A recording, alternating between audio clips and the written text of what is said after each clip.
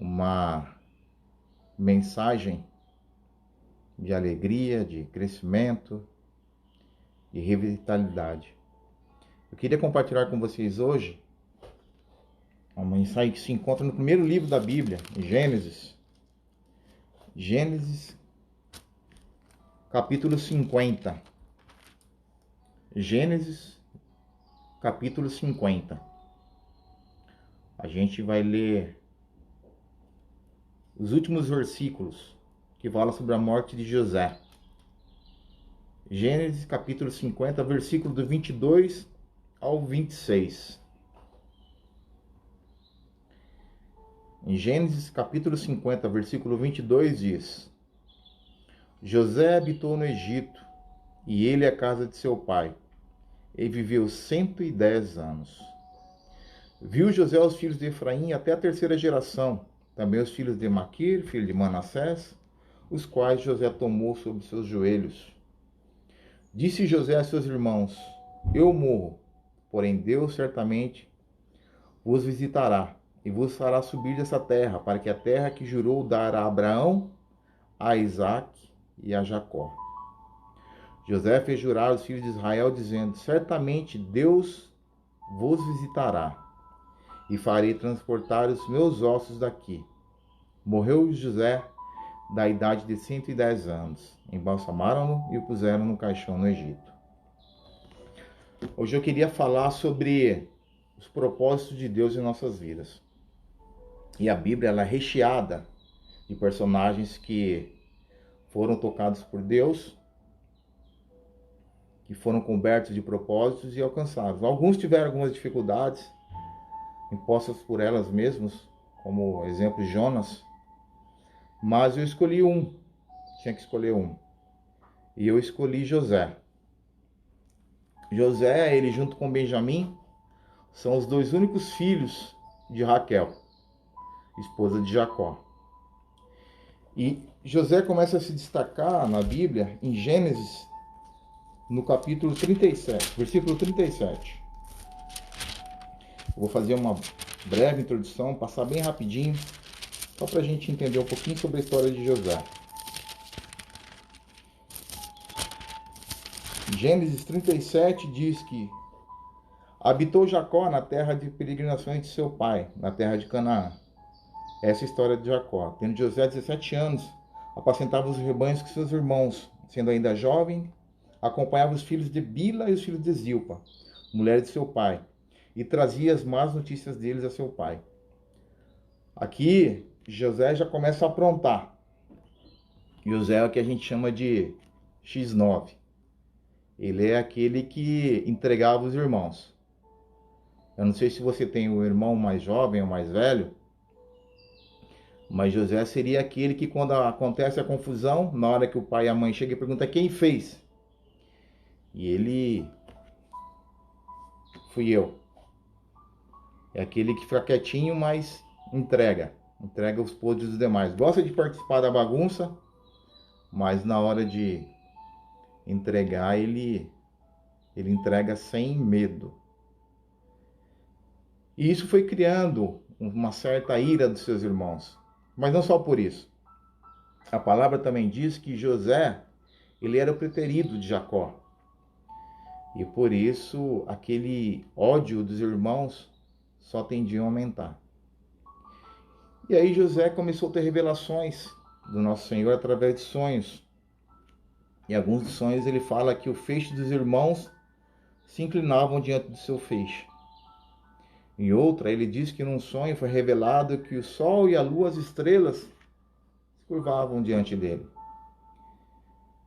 José, ele tinha a possibilidade de ficar quieto. Ele sonhou, mas se ele quisesse, ele poderia ter ficado quieto. Mas ele, não sei se por falta ainda de conhecimento da maldade do coração humano, ele acabava falando. E aquela ira dos irmãos só tendia a aumentar.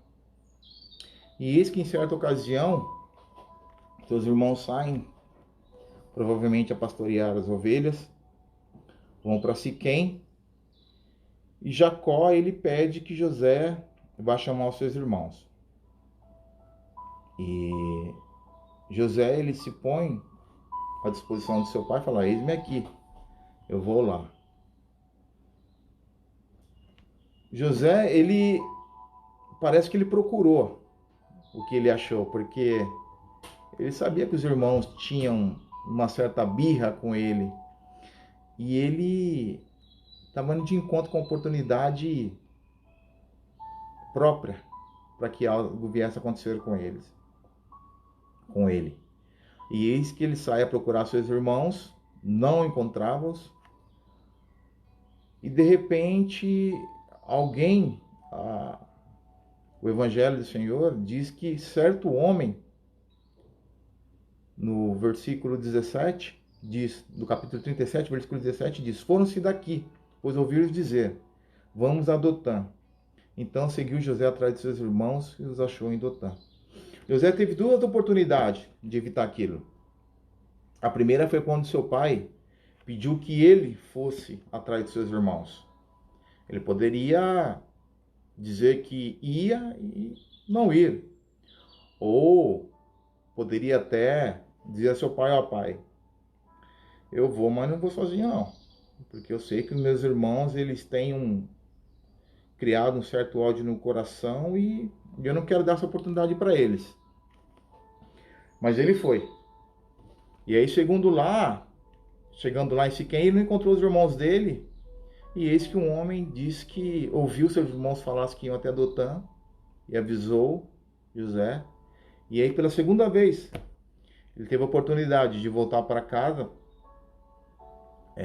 talvez fingir que não encontrou com ninguém, ou não encontrou seus irmãos, onde seu pai havia dito, e nada teria acontecido. Mas não, ele continuou, ele foi atrás dos irmãos. E diz a palavra do Senhor que os irmãos o avistaram vindo de longe, já começaram a zombar, falando do sonhador, e naquele momento eles tiveram um plano macabro de tirar a vida de José. Mas aí, eis que Rubens, um dos irmãos, fala que não, que eles não deveriam manchar o solo com o sangue de José. Eles resolvem pegar José e jogar no buraco, naquilo que eles chamam, fugiu até o nome, cisterna. Resolveram jogar José numa cisterna e deixando eles ali. E aí, eis que iam passando alguns homens, alguns ismaelitas, e os irmãos tiveram a triste ideia de vender José. E aí eles entregam José. Na verdade, a ideia de vender surgiu de Judá. Talvez como uma forma de amenizar, porque provavelmente depois que José estava na cisterna, aquela ideia de matá-lo ainda estava bem presente. Porque diz que logo depois Rubem chega e não vê na cisterna e rasga suas vestes com uma forma de sofrimento. Provavelmente quando eles vinham passando, Rubem ele não estava por ali. Talvez Judá, como uma forma de evitar que o seu irmão viesse a morrer na mão dos demais irmãos, sugeriu vendê-lo. E ele foi vendido. E a palavra diz que ele foi levado ao Egito. E chegando lá, ele foi vendido a Potifar, começou a trabalhar na casa de Potifar. E o que eu acho maravilhoso nisso é que diz que no capítulo 39, versículo 3 diz: vendo Potifar que o Senhor era com ele, e tudo que ele fazia, o Senhor prosperava, o Senhor prosperava em suas mãos. Potifar já identificou que José ele era diferenciado. Potifar ele identificou que Deus andava com José. E a partir daquele momento, Potifar ele resolve deixar sua casa nas mãos de José. Olha, somente você estará abaixo de mim. Quando eu estiver ausente, você vai governar a casa. E foi assim que aconteceu. E aí, em certo momento, Potifar ele sai. Provavelmente ele passa horas ou dias fora. E a sua esposa acaba observando a beleza de José e ela resolve seduzi-lo. E José, ele não concorda com aquilo. Diz no versículo 8 do capítulo 39 que ele, porém, recusou e disse à mulher de seu senhor: teme por mordomo o seu senhor e não sabe do que há em casa, pois tudo o que tem me passou ele às minhas mãos. Ele não é maior do que nesta casa, e nenhuma casa me vedou, senão a ti, porque é sua mulher. José, ele já levava contigo um princípio bíblico. Se Deus te colocou ali, não é para que você venha desonrá-lo. José, ele sabia o que ele podia tocar, até onde ele podia ir. E aquilo que a ele foi vedado, ele não tocou. Algumas vezes a gente cai em situações, a gente vê em situações onde a gente pode se aproveitar do momento,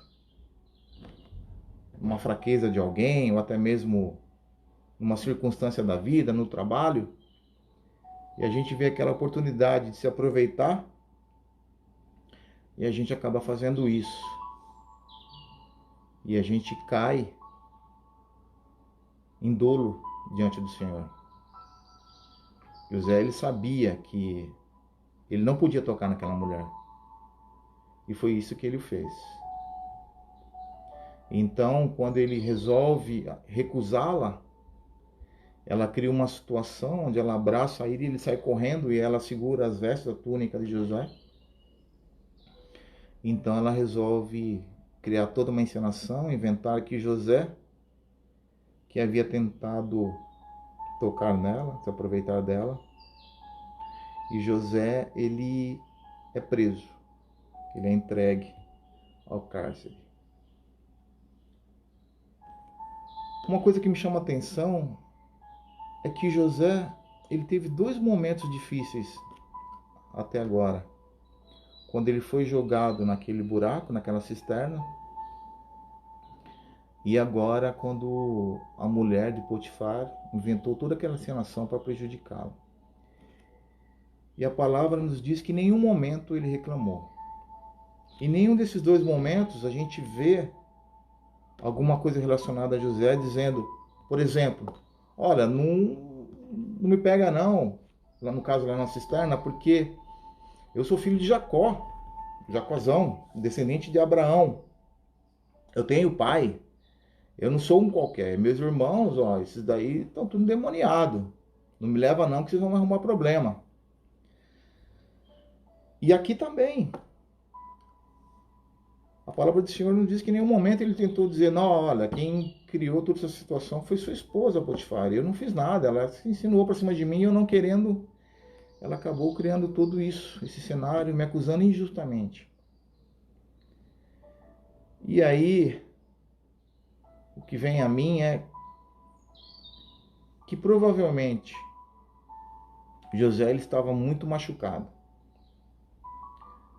José, quando ele caiu naquela situação de ver os seus próprios irmãos tentando tirar sua vida ou vendendo como escravo, aquilo para ele foi o fim. Eu acredito que muitas pessoas, quando chegam ao que eles acham que é o fim da linha, chegam ao ponto de tirar a própria vida, quando estão desesperados e caem em silêncio, provavelmente é a mesma situação que José passou. Imagina, seus irmãos querendo tirar sua vida ou querendo vendê-lo como escravo, devido a um ódio que foi gerado dentro deles. E aí ele chega num lugar, começa a trabalhar direitinho, ele tenta honrar o seu senhor, e isso que acontece isso. Mais um percalço na sua vida.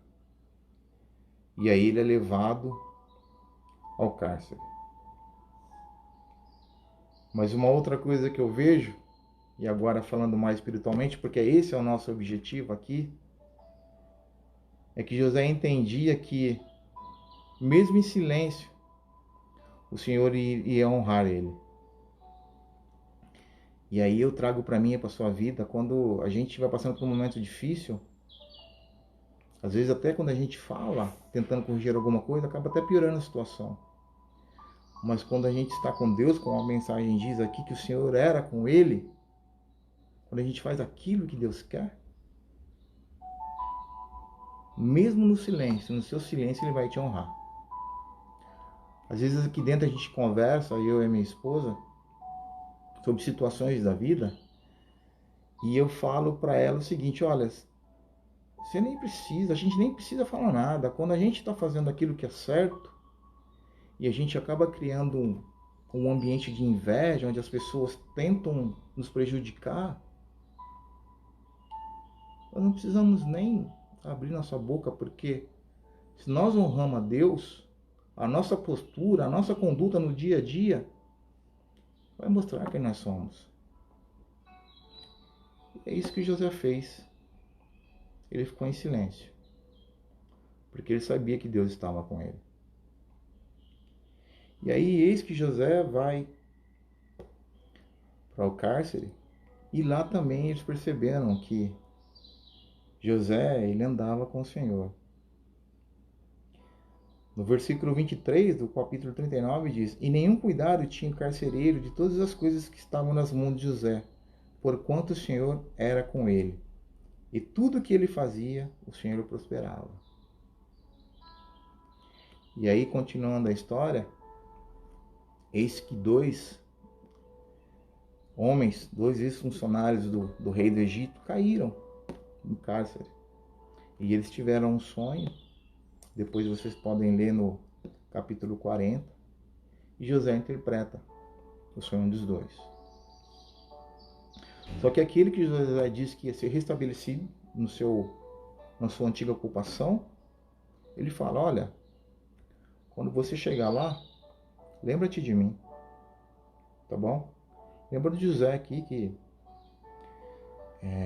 revelou o seu sonho. Não esquece de mim, não. E aí, eis que aquele homem foi restabelecido, o mordomo do rei, e se passaram-se um dia, 2 dias, 3 dias, uma semana, um mês, um ano, 2 anos. E nada daquele mordomo falar a respeito de José. Só que aí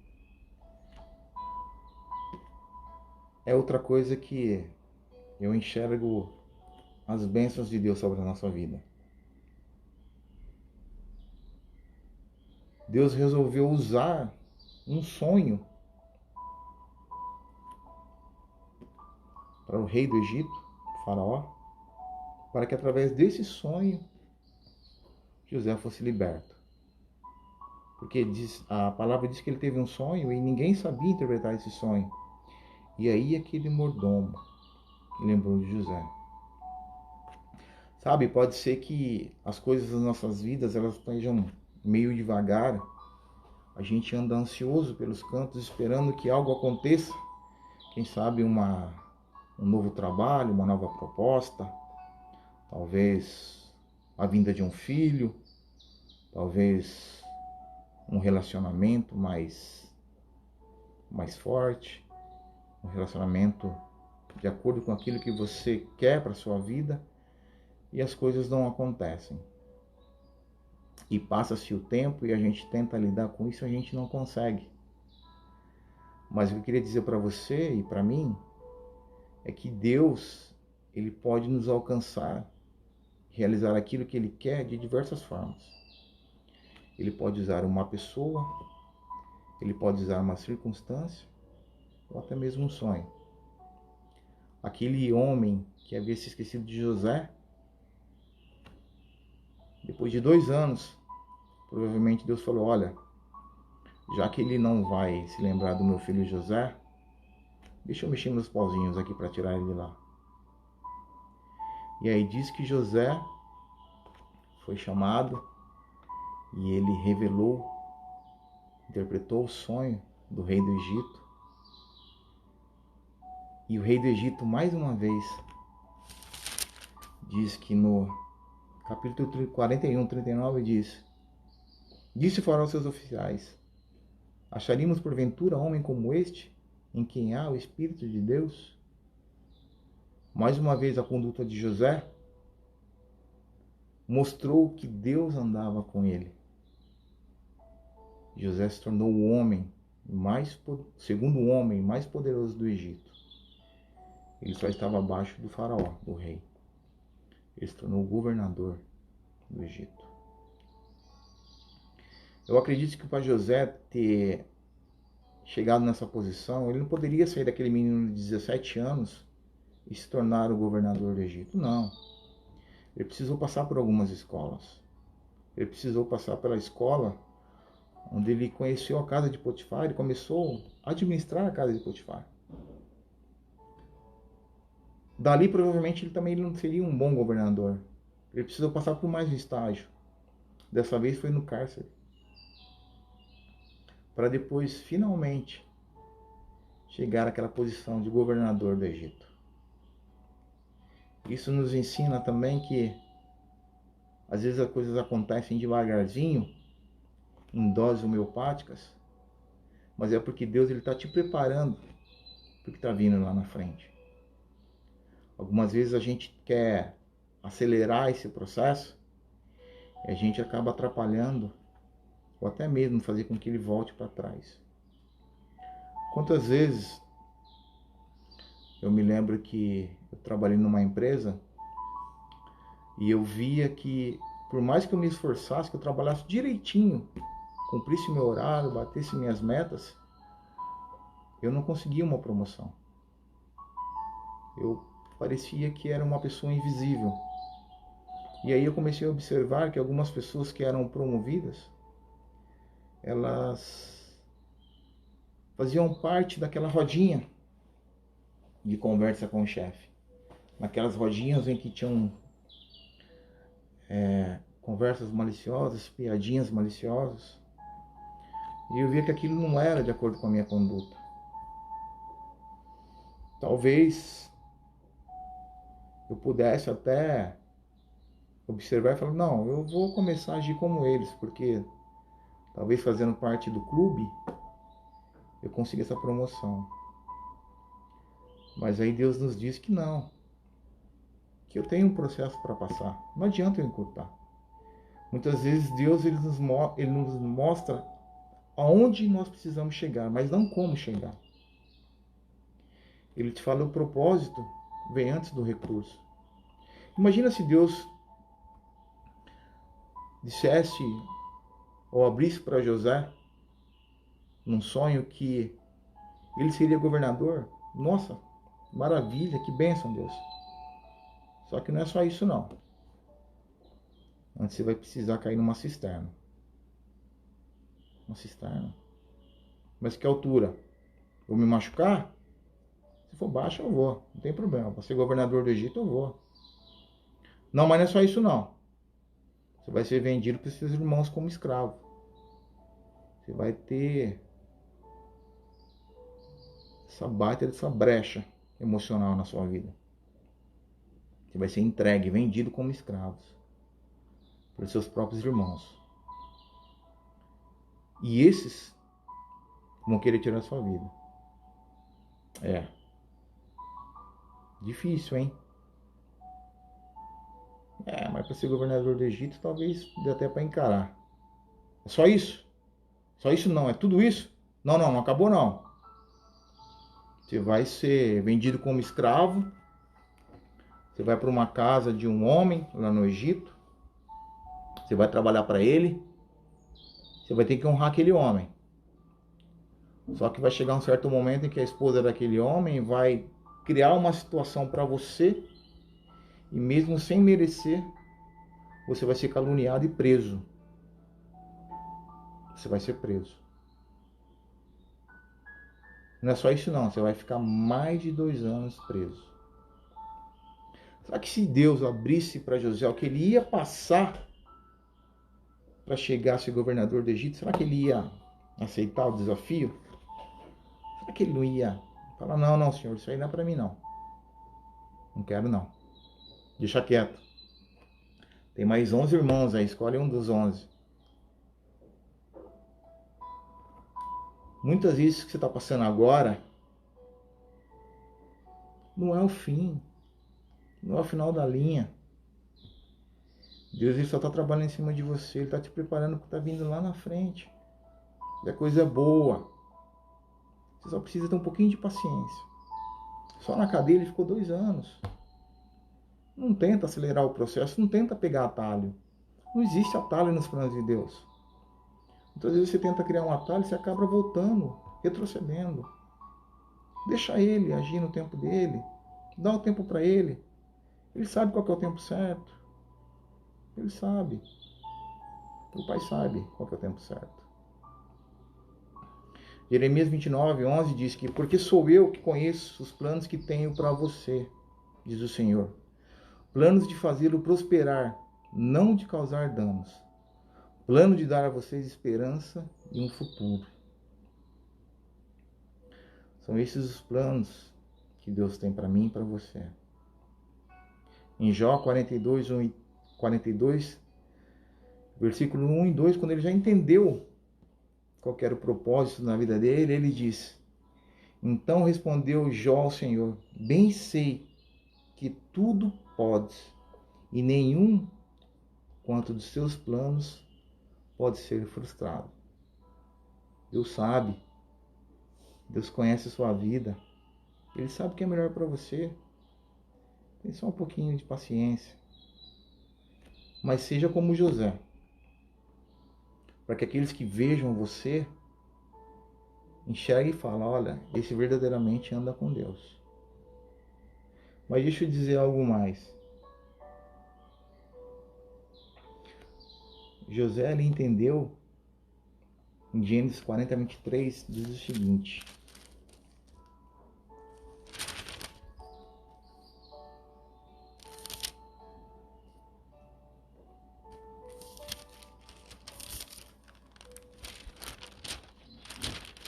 quarenta e cinco, 4-8.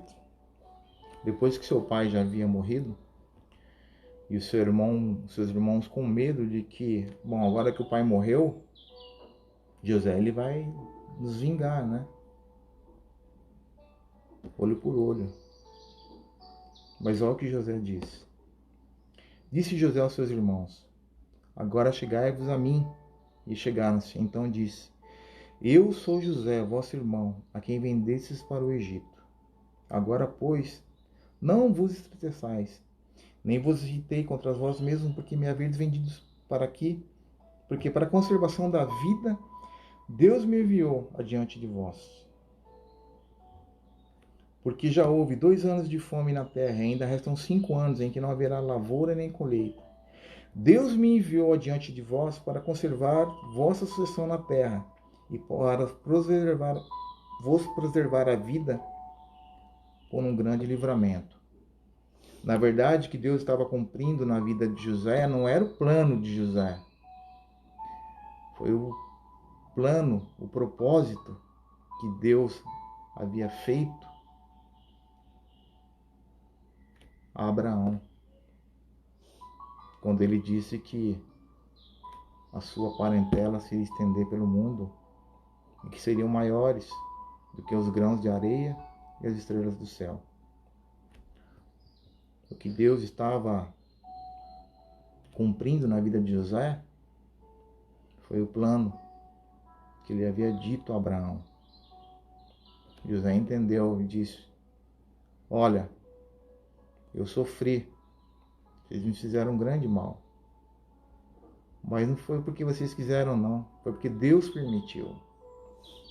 Deus permitiu que tudo isso acontecesse comigo para que se cumprisse aquilo que ele havia dito ao nosso bisavô, Abraão. Toma isso como uma verdade para a sua vida. As promessas de Deus para Abraão, elas não terminaram. Elas começaram, elas se estendem até hoje, vão até o futuro, até a volta do Senhor. Então o que Ele tem para a sua vida é muito. muito mais importante e muito mais maravilhoso do que o que esse mundo tem a oferecer. E se você está passando por alguma situação difícil, mas se você está apegado com Deus, não esqueça. Se você está passando por isso, é porque Deus permitiu. E se Deus permitiu, é porque Ele tem um propósito na sua vida. Tá bom? Pode demorar, pode levar 1 ano, 2 anos. Pode ser que a situação esteja difícil e você não consiga enxergar uma saída, não consiga enxergar um futuro bom. Mas se você está com Deus e Ele está permitindo, é porque Ele tem grandes coisas para a sua vida. Assim como Ele tinha um propósito na vida de José, Ele tem na minha e na sua. Tá bom? Pega para você essa palavra. E não tenta cortar atalho, não. Não tenta cortar atalho. Eu tenho certeza que naquelas situações lá atrás, se eu resolvesse cortar atalho, eu mudasse minha forma de ser e resolvesse fazer parte da turminha que gosta de contar piada, maliciosa, falar mal dos outros, talvez aqui na Terra eu até teria por um longo período, por um curto período, uma melhora. Mas para Deus, para os seus planos, estaria voltando para trás. Tá bom? Vamos orar. Senhor Deus, amado Pai, muito obrigado, Pai, por tudo que o Senhor tem feito. Muito obrigado por tudo que o Senhor ainda irá fazer, Pai. Eu sei que o Senhor tem um propósito na minha vida e na vida de cada um que está ouvindo isso, Pai. Eu sei que a Tua palavra, ela vai e ela não volta vazia, Pai. Eu queria pedir ao Senhor neste momento que, através do Espírito Santo, essas pessoas possam entender, Pai, que o Senhor tem um plano para elas. O Senhor tem um propósito para elas, Pai, que é muito maior, muito superior, é imensurável, Pai. Não tem nem comparação ao que esse mundo tem a oferecer. Algumas vezes as coisas demoram a acontecer, mas nós precisamos entender que é um estágio, Pai. Que o Senhor está apenas nos preparando para algo melhor que irá vir, Pai. Senhor Deus, trabalha em cima de nossas fraquezas, trabalha em cima de nossa ansiedade, aquela vontade de vencer, de prosperar, mas que nós possamos, acima de tudo, entender o seu tempo, Pai. Assim como José entendeu. Que as dificuldades possam vir, e elas de certo virão, mas que a todo momento, calado, mesmo sendo ofendidos por acusações, injúrias falsas, por nós defendermos a nossa fé, por nós acreditarmos e estarmos esperançosos na volta de Cristo, quando isso acontecer, Pai, quando nós formos ofendidos, que mesmo em silêncio o Senhor possa estar nos abençoando e nos protegendo, assim como o Senhor fez com José, Pai. Que as pessoas no momento de dificuldade, Pai, no silêncio, elas possam enxergar uma luz, Pai. Uma luz que vem do céu, uma luz que vai clarear a sua vida, lhe dar uma nova forma de viver, Pai.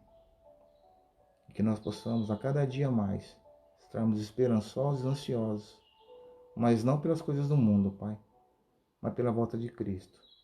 E que nós possamos, de fato, viver assim, da forma como Ele quer, para que as pessoas possam olhar para nós e, assim como José, dizer: esse aí anda com Cristo, esse anda com Deus.